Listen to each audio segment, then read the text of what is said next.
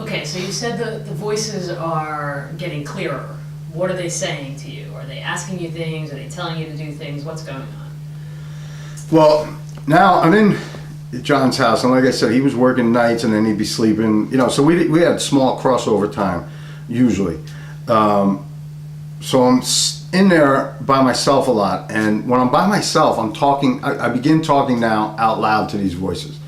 If anyone come around, I stop talking out loud because I'm aware you look like a crazy person, but I couldn't figure this out still. And they're going through all kinds of familiar voices, changing all the time. They're even changing who they are. Sometimes they're leading me to believe that it was some type of military technology, and then they're acting like they were aliens, and there were all these little stupid signs that I would connect, and I wasn't sure of anything, and it seemed they were intentionally bringing me on this like little roller coaster ride. And as I'm talking to him, like, Timmy, our friend Timmy lived across the street, and I'd known him since I was a kid, and so he would come over. I always had the back door open. He would just come right in, and a couple of times he came in, and I'd be talking out loud, and he'd just say to me, "Who are you talking to?" And I'd be like, just some friends. And it didn't really faze him, which struck me as weird, although, like I said, I was a little off my whole life, so it wouldn't faze him. And Timmy, in fairness, he's a little off too. That's why we were friends, And so that stuff wouldn't have bothered him. He wouldn't have thought twice about it. But to me, hey, why isn't he more curious about why I'm talking out loud to something here? What does he know? Does he already know what's going on? This whole thing.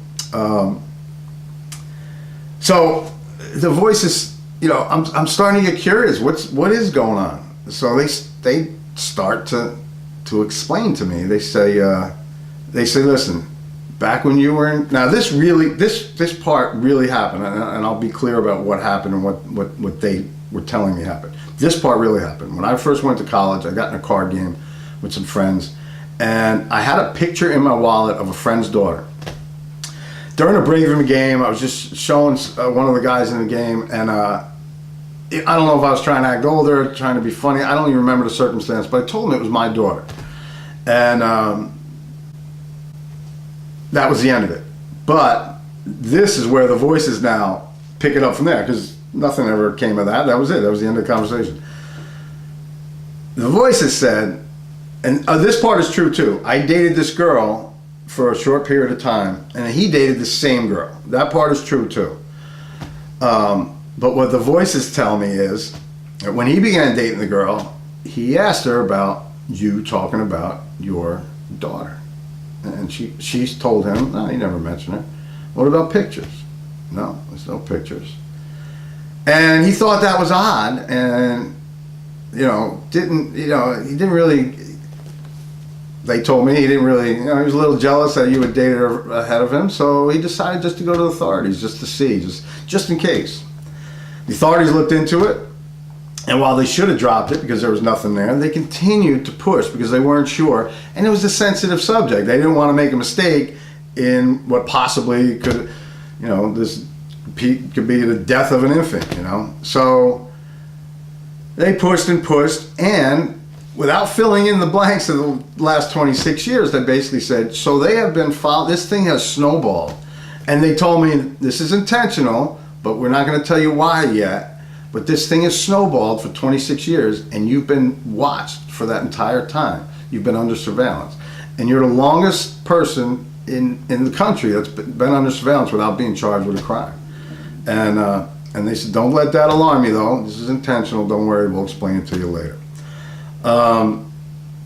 So for me, what can I do but think maybe it is true? Because I'm looking for an explanation in all this, and things are starting to get a little grandiose now. Like I'm really starting to think in these terms, like sitting here sober and logical. That doesn't really make sense, but it made perfect sense to me at the time, and it was plausible. So now they start telling me, and what about Timmy? Something seemed. Now I hadn't seen Timmy in years. He had come down to Florida to visit me one time, but we all change over time, so he looked a little different, but still seemed like Timmy to me.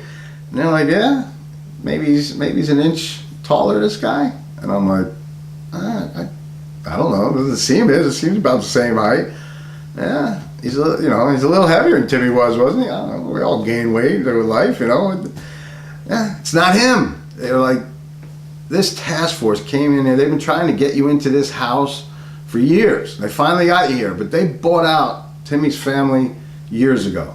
Set him up down in Central Florida, because Timmy had a family down there. So again, this all made sense to me. They're down there sunning and funning. This is an actor, this guy. And Timmy was a roofer, and this guy wasn't roofing, and he said, and he told me he had broken his feet, he fell off a ladder. And they said, this guy didn't fall off a ladder, he's just not a roofer, so they needed some sort of backstory for why he's not roofing. This guy never broke his feet, you see him limping? So it all seemed to make sense, and they're like, you know what, you don't believe us? They briefed this guy on your whole friendship with Timmy. They filled him in on all kinds of stuff you did, Timmy told him stuff. But there's stuff they didn't cover. And me and Timmy had worked for a brick company a couple times during the summer. We had worked on this one job in Jersey City. And they said, ask something about that job. I bet they didn't go into detail. And so I asked him about this elevator operator that we had at the job. And a couple specific questions. And he couldn't even remember the guy. Now, thinking back, not too odd. I mean, the elevator operator probably doesn't stand out for too many reasons. But to me, it was confirmation that whoever I was speaking to and whoever was speaking to me is telling me the truth.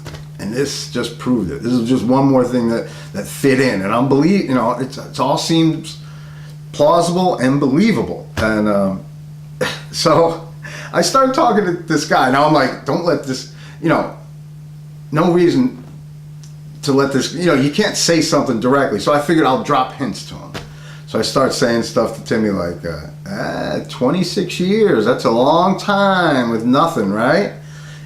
Figuring, and he's, again, he's just like, yeah, 26 years, a long time. And he doesn't even question it, which, again, looking back, it's not weird, but at the time I thought, yeah, he knows I'm onto him. He knows, like I kind of got him. So it kept, things like that I kept doing, thinking I was getting the upper hand on him, and eventually I started like really kind of getting, like we got into a couple arguments because I was like pushing the situation a few times, and it even came, we wound up pushing each other one time. We didn't get into a physical fight, but it almost got there, and this was because I thought this guy was messing with me, and I was trying to push him, and I feel bad about it now. But we worked it all out afterwards, and he understood. And he was one of my biggest supporters once, when I got out of the hospital. He was he was always there. It didn't bother him in the least. He found it comical at some of the things that I was believing. So, and we recently lost him, and I miss him. He was a great guy.